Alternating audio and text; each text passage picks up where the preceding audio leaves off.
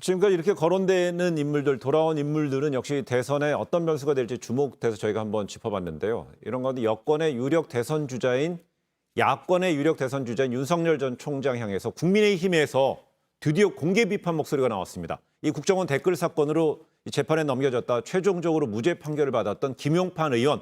오늘 기자회견장에서 윤 전 총장에게 공개 사과를 요구했습니다. 관련 발언 준비했습니다. 문재인 정권과 함께 적폐 수사를 현장 지휘했던 윤석열 전 총장께서는 친검 무죄, 반검 유죄인 측면이 전혀 없었다고 자신할 수 있겠습니까?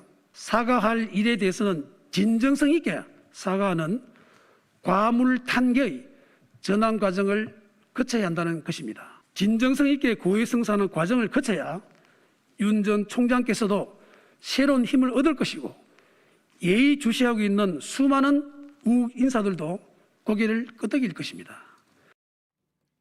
네, 그러니까 그동안에 윤 전 총장의 아킬레스건이 될 수 있을 것이라는 게 보수 대통령, 전직 두 대통령을 결국 이제 기소해서 감옥까지 가게 된 어떤 그 연결고리라든지 역할론이 있었는데 국민의힘 내부에서 이 문제 어떻게 제기할까 했는데 이거 국정원 댓글 사건으로 해서 이제 직궁이 날라왔네요. 개인적인 차원에서의 문제 제기이긴 하지만 이게 윤 전 총장이 생각할 수 있는 가장 껄끄러운 대목인 것이죠. 만약에 이제 보수 정당과 결합을 해야 되는 상황이라면 그럼 탄핵 문제 어떻게 정리할 거냐? 아직 정리 안 됐습니다. 최근에 또 사면 문제 나오지 않습니까? 거기에 대한 입장도 당연히 질문받을 거고요.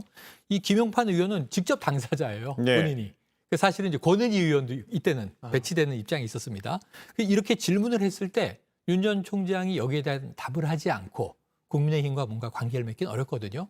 지금 이 질문은 양날의 칼인 것이 국민의힘 내부에서도 난감해할 겁니다. 굳이 지금 이 시점에 러브콜을 보내야 하는데 이런 문제 제기를 해야 되나? 근데 개인의 명예를 회복하겠다고 던지는 또 입을 막을 수는 없잖아요.